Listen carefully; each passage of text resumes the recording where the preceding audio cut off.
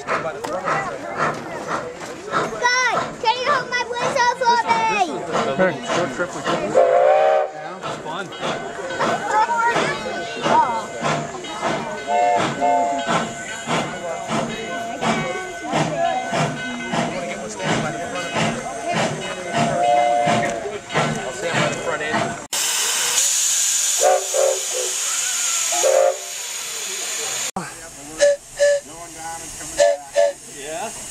Is that what the train sounds like? Yeah, but it sounds like woo, woo. And mine just sounds like this.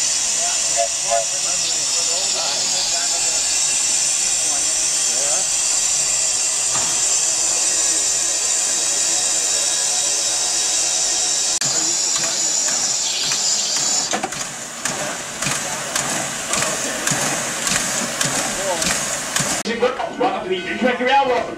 My name is Randy, so I'll be your conductor today. Now, as we start pulling out of the station, the first thing we're going to do is talk about a few safety rules first, okay?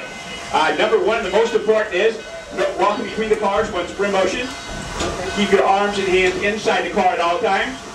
No standing on the seats. No running inside the cars. No standing or sitting in the windows.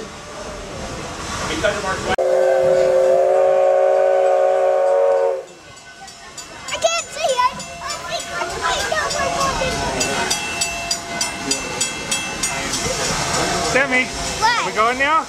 Okay, guys, this ride today is being provided by the Virginia and Truckee Railroad, by the commission, the reconstruction of the Virginia and Truckee Railroad, and by the Carson City with the Baldwin-built 280. The consolidation engine. It burns oil, probably weighs about 60 times.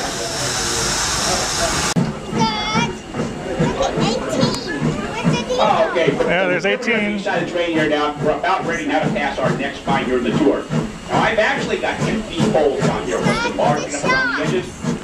Yep, there's the shops. That mine. Now, that mine was not a real active mine, but what's interesting to talk about is what it used to be like for the miners back then.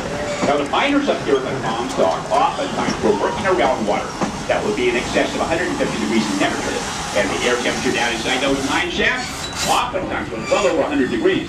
So what the miners learned to do then was work in shifts. They would go down even one more point you all need to understand. The miners up here in the Comstock were actually the highest paid in the world. They were getting $4 a day back then, and that was excellent pay. Usually a miner worked at about a single ounce of gold or silver. The mine was worthless. But later on, they were able to use that mine shaft to help pump some of that hot water out of the other shafts. And then they were able to use it to circulate some good air, and it actually ended up having a very good night with us after all. Okay, guys, now looking up on the west side of the train now, fire resulted in the death of about 40 years. It took about 2 years to put that fire out. Once we get to Gold Hill, I'll be able to point out where that main shaft was at, and that's where that fire took place. These yellow jacket here, as they opened up during the fire, they need to do something. I know that fire was still burning. Okay, guys, now we're about to go through Tunnel 4. Now, Tunnel 4 was the reason why I asked you guys to keep your arms and hands inside the car. There's not a lot of clearance inside this tunnel. The tunnel's about 400 feet long. Got one time just called the yellow jacket tunnel.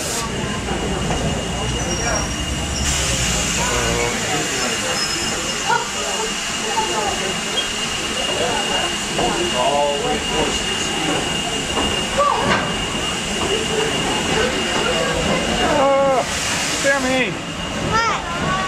where are we? Here, let me see. What are we doing? Oh, is it a spooky tunnel? I'm scared. Scott, let me see. Oh, Sam, sunlight.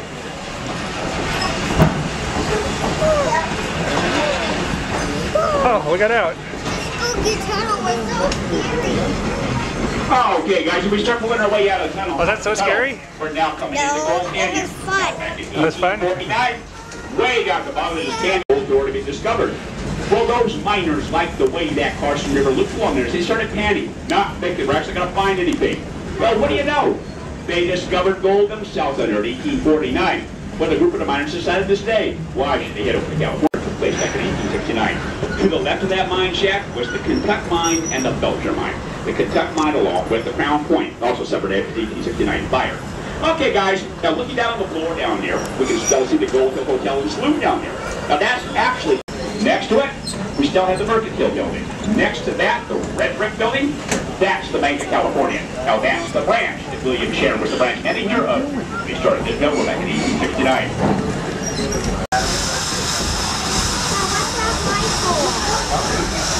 Okay, guys, now we're coming down here on this new track now. Filter your Linda and Getting on down into Carson City. That's where we're going. The light? The light. Oh, the light? Yeah. Oh, I don't know. I think that's the line for the new tracks. No, the light. Over here on the west side of the train here now, if you look way above the pit, at the very top up there, you can see a rock up there, okay? That actually is known as Suicide Rock up there. Back in 1870, there was a miner that killed two of his partners during a poker match. The posse chased after the guy, ordered him up there. He was able to hold them off for about 3 or 4 days. And then for some reason he just gave up and committed suicide from that spot. So that's actually been Suicide Rock since about 1870 over there. Okay guys, now looking over on the east side of the train here now. Okay, we're in what is kind of called, there next to it. That's probably what's left of the New York mine shaft down here.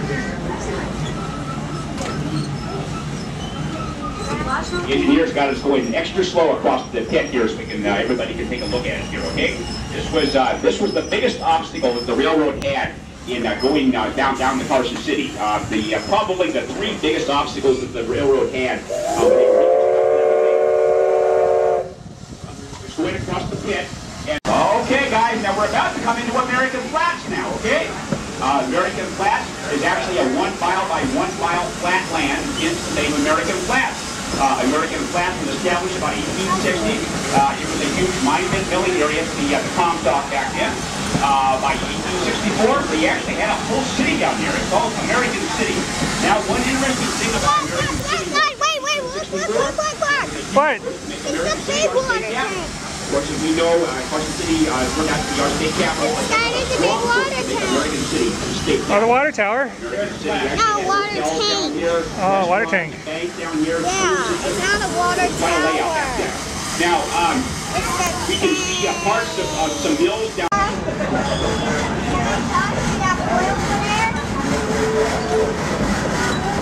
here at American Flats is to keep your eyes open for animals around here, okay? We very often will see wild horses down here, and we've been known to see deer down here, so keep your eyes open for that, okay? If anybody sees any deer or horses, yell it out so the rest of us can see it, because I don't always see them because I'm trying to talk here like that, but that's something we'll be able to see, hopefully. Why didn't you say I'm trying to call you? You also might even see coyotes, and if you're really lucky out, maybe you can see a mountain lion. I haven't seen one for a number of years, but are subject to having them around here.